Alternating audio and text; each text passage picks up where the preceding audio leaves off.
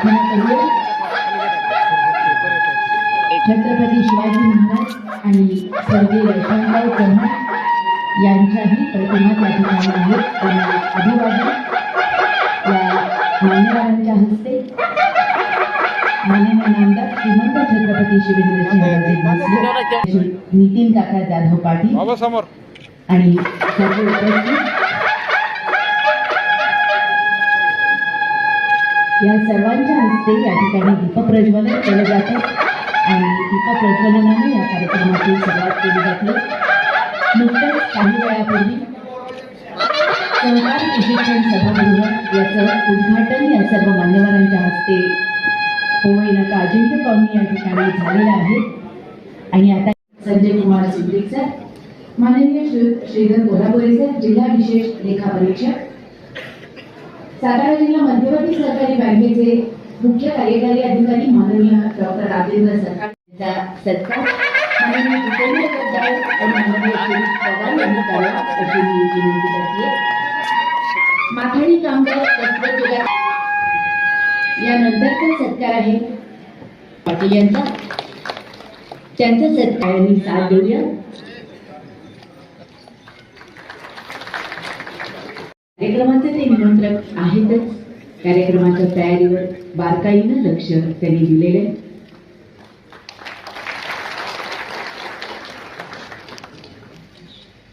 सहकारी संघ ही एक राज्यस्तरीय शिक्षण संस्था आहे आणि 1918 साली राष्ट्रपिता महात्मा गांधी यांच्या उपस्थितीमध्ये, यांच्या प्रेरणेने आणि यांच्या आशीर्वादाने ही संस्था, या संस्थेची निर्मिती झाली. राज्यातील सहकार चळवळीला एक नवीन दिशा मिळाली. राज्यातील सहकार चळवळीला एक शिक्षण प्रशिक्षण देता यावं, एक सहकाराचा प्रचार प्रसार आणि संशोधनाचं कार्य या माध्यमातून घडलं आणि सहकारातील अधिकारी असतील, पदाधिकारी असतील, संचालक असतील, सेवक असतील, सभासद असतील यांच्यापर्यंत सहकार हा विषय जावा आणि सहकाराचं महत्त्व तळागाळापर्यंत जावं. सहकारातील नवीन नवीन बदल, नवीन नवीन कायदे असतील याचं मार्गदर्शन या माध्यमातून व्हावं. राज्य सरकारचं सहकार खाते यांना देखील मार्गदर्शन करण्याचं काम महाराष्ट्र राज्य सहकारी संघ करत आहे. नवीन नवीन अभ्यासक्रम राबवून सहकार चळवळीसाठी प्रशिक्षित अधिकारी आणि पदाधिकारी सेवा पुरवण्याचं काम सातत्यानं गेले 107 वर्ष, म्हणजे 107 वर्षाची ह्या संघाला परंपरा आहे. आणि या संघाचे अध्यक्ष नुकतेच सन्माननीय प्रवीणभाऊ दरेकर झालेले आहेत. आणि या संघाचं एक घटक कार्यालय सातारा जिल्हा सहकारी बोर्ड 1937 साली ह्या बोर्डाची स्थापना झाली. जवळपास 90 वर्षाचा काळ लागला आणि एक चढ उतार या संस्थेनं बघितलेले आहेत. 1937 साली म्हणजे मला वाटतं सहकारातील पहिलीच संस्था, जुन्या काळामध्ये ज्याला लोकल बोर्ड म्हणतो ते अशा पद्धतीनं निर्मिती झाली. आणि या जिल्ह्यामधल्या काही शिक्षण संस्था असतील, मग जिल्हा मध्यवर्ती बँक असतील किंवा इतर काही संस्था असतील त्या काळामध्ये निर्माण झाल्या. मला वाटतं जिल्हा मध्यवर्ती बँकेची स्थापना 1946 झाली. पण त्याची जी स्थापना आहे ते जिल्हा सहकार बोर्डाच्या त्या उपक्रमामधून झालेली आहे. ते मला इथं आवर्जून सांगावंसं वाटतं. आणि अशी ही सातारा जिल्हा सहकारी बोर्ड जवळपास महाराष्ट्र राज्यामध्ये 33 जिल्हा सहकारी बोर्ड आहेत, 13 प्रशिक्षण केंद्र आहेत, त्याचबरोबर 5 विभागीय मंडळ आहेत आणि 2 सहकार महाविद्यालय, असा राज्यभर विस्तार असणारा असा हा राज्य सहकारी संघ आणि त्याचंच एक घटक कार्यालय सातारा जिल्हा सहकारी बोर्ड. सातारा जिल्ह्यातील सहकारी चळवळीला शिक्षण प्रशिक्षण आणि सहकाराचा प्रचार प्रसार व्हावा या माध्यमातून या बोर्डाची स्थापना झालेली आहे. आणि आपल्याला सगळ्यांना माहिती आहे सातारा जिल्हा बोर्डाची एक स्वमालकीची चांगली अशी इमारत कोविड नाक्यावर उभी आहे. महाराष्ट्रामध्ये जवळपास 33 जिल्हा सहकार बोर्ड आहेत, परंतु सातारा जिल्हा एकमेव असं बोर्ड आहे की ज्यांनी आज पहिल्यांदा आमच्या संचालक मंडळाचं खरं तर मी अभिनंदन करतो. संचालक मंडळाने चांगला निर्णय घेतला आणि एक अत्याधुनिक सभागृह असावं जेणेकरून सहकार चळवळीतील जे कार्यकर्ते असतील, अधिकारी असतील, सेवक असतील, ज्या वेळेला प्रशिक्षणासाठी तिथे येतात त्यावेळेला एका चांगल्या वातावरणाची निर्मिती व्हावी अशा हेतून साधारण 100 लोक बसतील अशा पद्धतीचा अत्याधुनिक असं सभागृह बोर्डाच्या माध्यमातून उभारण्यात आलेलं आहे. त्याचं नुकतंच उद्घाटन त्या ठिकाणी पार पडलेलं आहे. आणि मला वाटते सातारा जिल्हा सहकारी बोर्ड हे राज्यातील एकमेव बोर्ड आहे की त्यांनी हा उपक्रम राबवलेला आहे आणि त्याचा निश्चितच माझ्यासारख्या एका कार्यकर्त्याला अभिमान वाटतो. त्याचं उद्घाटन झालं असं आपल्या सगळ्यांच्या साक्षीने या ठिकाणी जाहीर केलं. मला या ठिकाणी निश्चितच सातारा जिल्हा सहकारी बोर्डाचा अभिमान आहे की आज राज्यामध्ये सहकार चळवळ अडचणीत असताना त्याला ऊर्जितावस्था देण्याची गरज असताना पश्चिम महाराष्ट्रामध्ये सातारा असेल, सांगली असेल, कोल्हापूर असेल, ही बोर्ड अतिशय सक्षमतेनं काम करताना त्या ठिकाणी दिसत आहे.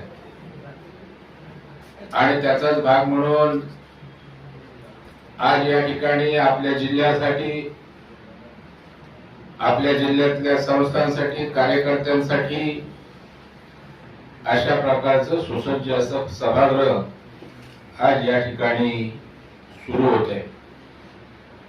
खरं म्हणजे महाराष्ट्र राज्य सहकारी संघ हा राज्यातल्या सहकार चळवळीला शिक्षण प्रशिक्षण देणारा शिखर संघ, ज्या शिखर संघाला अनेक महान सहकारी नेत्यांचं नेतृत्व लाभलं. अगदी महात्मा गांधीजींच्या पदस्पर्शाला पण पावन झालेला राज्य सहकारी संघ,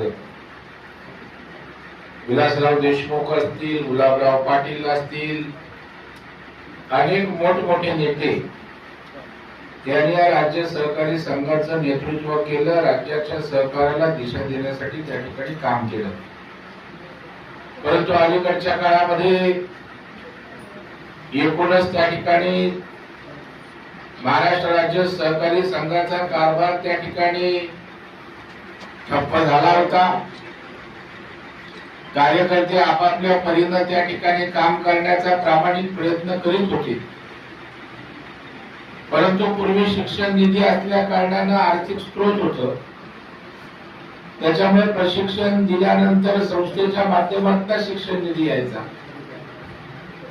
परंतु 2013 नंतर शिक्षण निधी बंद झाल्यानंतर त्या ठिकाणी आर्थिक विवंचनेला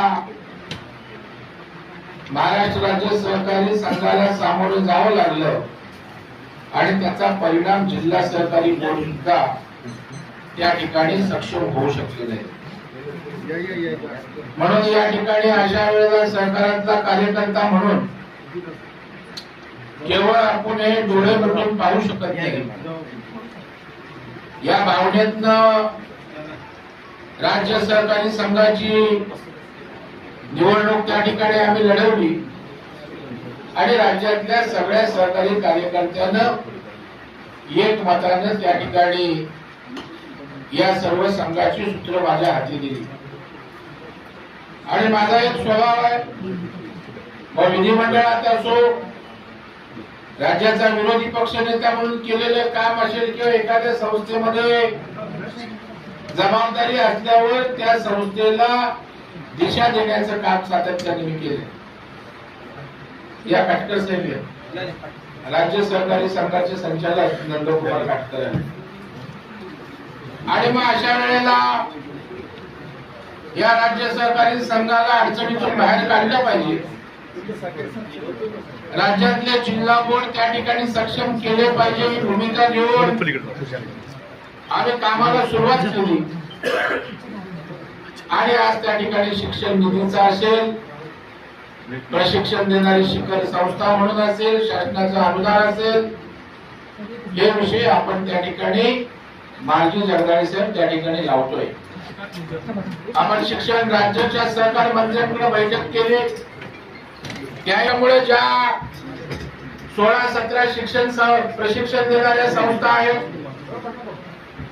काही संस्था तर अशा आहेत त्यांच्याकडे कुठल्याही प्रकारची यंत्रणा नाही, ट्रेन अशा प्रकारचं व्यवस्थापन नाही, तरी सुद्धा अधिसूचित केलंय. आणि ज्याच्या बायलॉज मध्ये उद्देश शिक्षण प्रशिक्षण आहे, अशा संघाकडे त्या ठिकाणी शिक्षण प्रशिक्षणाचा येणारा लोंढा त्या ठिकाणी कमी झालाय. मग अशा वेळेला अम्ब्रेला ऑर्गनायझेशन म्हणून आपली शिखर संस्था असावी आणि आपल्या हाताखाली त्या ठिकाणी इतर त्या ठिकाणच्या ज्या अधिसूचित झालेल्या संस्था असाव्यात अशा प्रकारची भूमिका मांडली. संघाला अनुदान द्यावं, ज्या अनुदानाच्या माध्यमातून सर्व जिल्हा बोर्ड आणखी बळकट करता येईल असा आपला त्या ठिकाणी प्रयत्न राहणार आहे. आणि त्याच्यामुळे राज्यातल्या सहकार चळवळीला शिक्षण प्रशिक्षण देऊन सहकाराविषयी नव्या पिढीला आस्था निर्माण करणं, त्याचबरोबर असणाऱ्या लोकांचा आत्मविश्वास वाढवणं ही जबाबदारी राज्य संघ म्हणून आम्ही त्या ठिकाणी स्वीकारली आणि या गोष्टी आपण करतोय. परवाच त्या ठिकाणी आम्ही राज्याच्या आमच्या संचालक मंडळाच्या प्रशासकीय कार्यालयाचं उद्घाटन केलं. जसं आपण सभागृहाचं करताय, शेवटी आपण ज्या ठिकाणी काम करतो त्या वास्तू स्वच्छ सुंदर चांगल्या असल्या पाहिजेत.